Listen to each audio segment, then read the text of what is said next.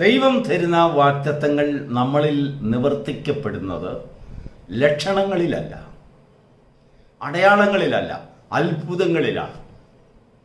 നമ്മുടെ കർത്താവിനെ നമ്മൾ വിളിക്കുന്നത് അത്ഭുത മന്ത്രി എന്നാണ്. അതാണ് അതിൻ്റെ അർത്ഥം. അടയാള മന്ത്രി എന്നോ ലക്ഷണ മന്ത്രി എന്നോ കർത്താവിന് പേരില്ല. അത്ഭുത മന്ത്രി. എന്താണ് അത്ഭുതം? അടയാളങ്ങളൊന്നുമില്ലാതെ, ലക്ഷണങ്ങളൊന്നുമില്ലാതെ എന്ത് വാഗ്ദത്തം ചെയ്തുവോ അതിനെ നമ്മുടെ ജീവിതത്തിൽ ദൈവം പ്രാവർത്തികമാക്കുന്ന പ്രക്രിയ. Price the Lord. അനുഗ്രഹിക്കപ്പെട്ട ഒരു പ്രഭാതയാമം കർത്താവ് നമുക്ക് വീണ്ടും ദാനമായി തന്ന ദൈവത്തിൻ്റെ സ്നേഹത്തിനായി ദൈവത്തെ സ്തുതിക്കുന്നു. പെന്റക്കോസ്റ്റ് മെസ്സഞ്ചർ യൂട്യൂബ് ചാനലിൽ കൂടി ഈ പ്രഭാത സന്ദേശം കേൾക്കുന്ന എല്ലാ പ്രിയപ്പെട്ടവരെയും കർത്താവ് ധാരാളമായി അനുഗ്രഹിക്കുമാറാകട്ടെ. വാഗ്ദത്തം ലഭിച്ചവർ പലരും ലക്ഷണങ്ങൾ നോക്കിയിരിക്കും. അടയാളമൊന്നും കാണുന്നില്ലല്ലോ. ഒരു മഴയ്ക്ക് വേണ്ടി ദൈവം വാഗ്ദത്തം തന്നാൽ കഠിനമായ ചൂടിനെ നേരിടുന്നതിന്, കൃഷിക്ക്, കുടിവെള്ളത്തിനൊക്കെ ഒരുപക്ഷെങ്കിൽ നമ്മൾ മഴയ്ക്ക് വേണ്ടി ദൈവത്തോട് പ്രാർത്ഥിക്കുകയാണ്. ദൈവം നമ്മുടെ പ്രാർത്ഥനയെ കേട്ട് നമുക്കൊരു വാഗ്ദത്തം ദർശനങ്ങളിൽ കൂടെ, ദൈവശബ്ദത്തിൽ കൂടെ, ദൈവവചനത്തിൽ കൂടെ ആലോചന തന്നിട്ടുണ്ടെങ്കിൽ നമ്മുടെ ജീവിതത്തിൽ എന്ത് ചെയ്യും? നമ്മൾ പിറ്റേ ദിവസം മുതൽ മഴക്കാറുകളെ നോക്കും, മേഘങ്ങളത്തെ നോക്കും. മഴയുടെ ലക്ഷണമുണ്ടോ? ദൈവം മഴ പെയ്ക്കുമെന്ന് നമ്മോട് പറഞ്ഞല്ലോ. ലക്ഷണമൊന്നും കാണുന്നില്ലല്ലോ. കാർമേഘങ്ങൾ കാണുന്നില്ല. ദൈവം ഒരുപക്ഷെങ്കിൽ അത് നമ്മോട് ഹോഷ്കായി പറഞ്ഞതായിരിക്കാം.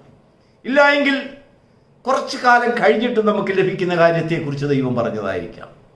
ഇല്ലെങ്കിൽ ദൈവം നമ്മെ ആശ്വസിപ്പിക്കാൻ നമുക്കൊരു വാക്ക് പറഞ്ഞതേ ഉള്ളായിരിക്കാം. ഇങ്ങനൊക്കെ നമ്മൾ പല കാര്യങ്ങൾ നമ്മുടെ മനസ്സിൽ ചിന്തിക്കും. അങ്ങനെ ചിന്തിക്കുമ്പോൾ നമ്മളിൽ ദൈവം തന്നിരിക്കുന്ന വാഗ്ദത്തത്തിന് ബലമില്ലാതായി പോകും. അതങ്ങ് അശക്തിയായി.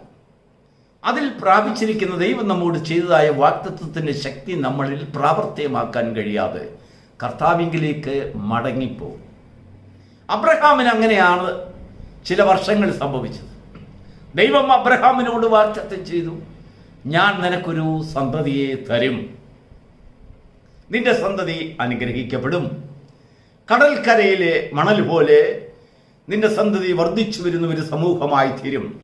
അബ്രഹാമായിരുന്ന നിന്റെ പേരിനെ വ്യത്യാസപ്പെടുത്തി സകലർക്കും പിതാവെന്നുള്ള രീതിയിൽ, വിശ്വാസികളുടെ പിതാവെന്നുള്ള രീതിയിൽ അബ്രഹാം എന്ന് നിനക്ക് പേര് തന്നു.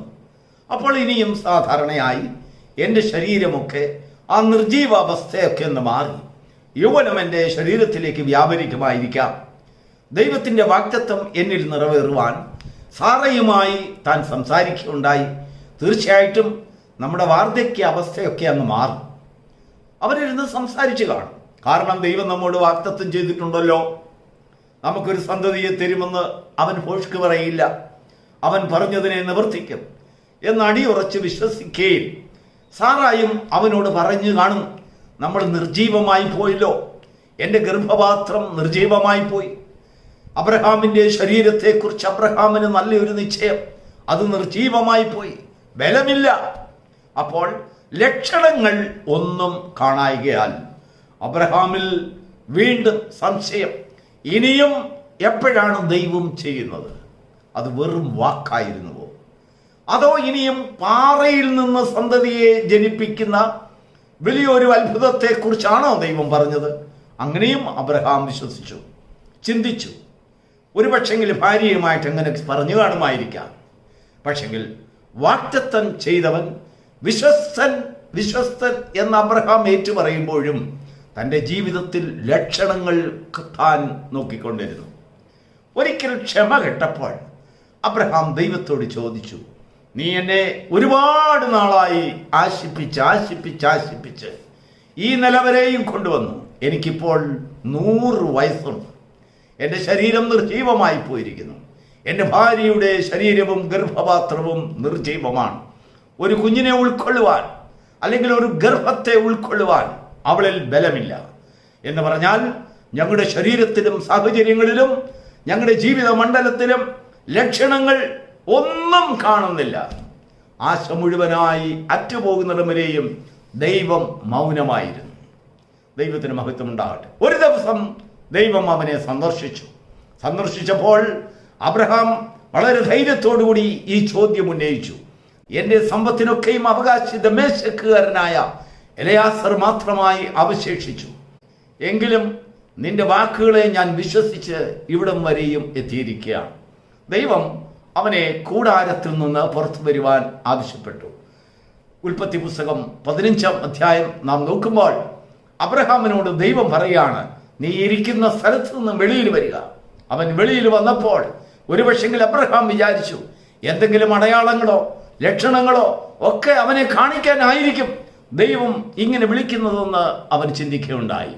എന്നാൽ ദൈവം അബ്രഹാമിനോട് പറഞ്ഞത് മുകളിലേക്ക് നോക്കുക, ആകാശത്തേക്ക് നോക്കുക. അത് അബ്രഹാമിന് വളരെ ആശ്ചര്യമായി പോയി.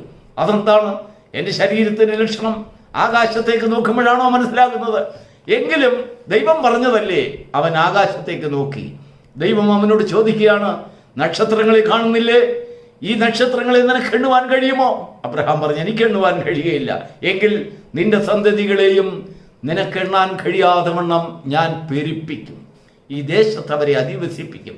ദൈവം പടുപടുപടാന്ന വാഗ്ദത്തങ്ങൾ വീണ്ടും വീണ്ടും ഖനമായി അബ്രഹാമിന്മേൽ അത് അട്ടിയെടുക്കുന്നത് പോലെ ദൈവം അവന് വാഗ്ദത്തങ്ങൾ കൊടുക്കുകയാണ്. ഒടുവിൽ അബ്രഹാമിന് ഒരു കാര്യം മനസ്സിലായി.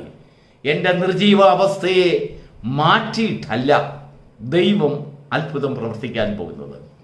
ദൈവം പറഞ്ഞതായ വാഗ്ദത്തം എന്നിൽ നിറവേറുന്നത് എൻ്റെ നിർജീവാവസ്ഥയിൽ ഞാൻ ഇരിക്കുമ്പോൾ തന്നെ ആ നിർജീവാവസ്ഥയെ ദൈവം അത്ഭുതമായി മാറ്റുന്നു. അതാണ് ആശയ്ക്ക് വിരോധമായി ആശയോടെ വിശ്വസിച്ചു എന്ന വാക്കിൻ്റെ അർത്ഥം. റോമാലേഖനം 4-ാം അധ്യായത്തിൻ്റെ 14-ാം വാക്യത്തിൽ അപ്പോസ്തലനായ പൗലോസ് എഴുതുകയാണ്, ദൈവം കൊടുത്തതായ വാഗ്ദത്തം അത് ആശയ്ക്ക് വിരോധമായിട്ടുള്ളതായ ഒരു വാഗ്ദത്തമായിരുന്നു. എങ്കിലും അതിനങ്ങേപ്പുറത്ത് ആശയ്ക്ക് വിരോധം എന്നുള്ളത് അബ്രഹാമിൻ്റെ നിഗമനം. അതിനങ്ങേപ്പുറത്ത് ദൈവം കൊടുത്തതായ കൃപയ്ക്കനുസരിച്ച് വീണ്ടും ആശ എന്നൊരു വാക്കിനെ അവിടെ കൊണ്ടുവന്നിട്ട് ആശയ്ക്ക് വിരോധമായി ആശയോടെ വിശ്വസിച്ചു. എങ്ങനെ ആശയോടെ വിശ്വസിച്ചു? നിർജീവാവസ്ഥയിൽ ദൈവത്തിന് അത്ഭുതങ്ങൾ പ്രവർത്തിക്കാൻ കഴിയും എന്ന് അബ്രഹാം വിശ്വസിക്കുകയുണ്ടായി. പ്രിയപ്പെട്ട ദൈവത്തിൻ്റെ മക്കളെ, ദൈവം വാഗ്ദത്തങ്ങളെ നിറവേറ്റുന്നത് അടയാളങ്ങളിൽ കൂടെയല്ല, അല്ലെങ്കിൽ ലക്ഷണങ്ങളിൽ കൂടെയല്ല, അത്ഭുതങ്ങളിൽ കൂടെയാണ് ദൈവം പ്രവർത്തിക്കുന്നത്. നമ്മുടെ ജീവിതത്തിൽ ദൈവം പ്രവർത്തിക്കുന്നത് ഒരടയാളം കാണിച്ചുകൊണ്ടല്ല. ദിവസവും നമ്മൾ കാർമേഘത്തെ നോക്കും, മേഘത്തിന്റെ ലക്ഷണങ്ങളൊന്നും കാണുന്നില്ല. മഴ എങ്ങനെ വരും, കാറ്റും അല്ലെങ്കിൽ അങ്ങനെയുള്ള ലക്ഷണങ്ങളൊന്നും കാണുന്നില്ല എന്ന് നമ്മുടെ ബുദ്ധിയുടെ പ്രമാണം നമ്മോട് സംസാരിച്ചു കൊണ്ടിരിക്കും. എന്നാൽ ആശയ്ക്ക് വിരോധമായി ആശയോടെ വിശ്വസിക്കുന്നതിൽ ആ മഴയിലും ലക്ഷണങ്ങളും അടയാളങ്ങളും ഒന്നുമില്ലാത്ത സ്ഥാനത്ത് ദൈവം അത്ഭുതം പ്രവർത്തിക്കും എന്നുള്ളതായ ഒരു ഘട്ടത്തിലേക്ക് നിന്റെ വിശ്വാസം പരിണമിക്കുമ്പോൾ, നിന്റെ വിശ്വാസം ഉയർത്തപ്പെടുമ്പോൾ, നിന്റെ വിശ്വാസം അല്ലെങ്കിൽ നിങ്ങളുടെ ജീവിതത്തിൽ തന്നെ ഒരു പ്രവൃത്തി ആരംഭിക്കുമ്പോൾ, ഇതാ മഴ, ദൈവം പറഞ്ഞതായ മഴയെ നിന്റെ കണ്ണുകൊണ്ട്, വിശ്വാസ കണ്ണുകൊണ്ട് നിനക്ക് കാണുവാൻ ദൈവം അത് ഇടയാക്കുന്നു. നമ്മുടെ ജീവിതത്തിൽ ബലഹീനതകളും ആവശ്യങ്ങളും അനേക ദുഃഖത്തിന്റെ അവസ്ഥയും അല്ലെങ്കിൽ ബലഹീനമായ അവസ്ഥയും രോഗത്തിന്റെ അവസ്ഥയും അനേകമായിട്ടുള്ള സങ്കടകരമായ അവസ്ഥകൾക്കും ഒക്കെ നാം ദൈവത്തോട് പ്രാർത്ഥിക്കുമ്പോൾ ഒരുപക്ഷെങ്കിൽ ദൈവം നിനക്ക് ദൈവശബ്ദത്തിൽ കൂടെ, ദൈവത്തിന്റെ വചനത്തിൽ കൂടെ, ദർശനത്തിൽ കൂടെ, ദൈവിക ആലോചനകളിൽ കൂടെ നിനക്ക് വാഗ്ദത്തം തന്നു എന്നിരിക്കട്ടെ, ദൈവം നിന്നോട് സംസാരിച്ചെന്നിരിക്കട്ടെ. പിറ്റേ ദിവസം മുതൽ നീ അതിന്റെ ലക്ഷണങ്ങൾ നോക്കുന്നവനാകരുത്, അടയാളങ്ങൾ നോക്കുന്നവനാകരുത്. ദൈവം അടയാളത്തിൽ കൂടെയും ലക്ഷണങ്ങളിൽ കൂടെയും അല്ല നിന്നിൽ പ്രവർത്തിക്കുന്നത്.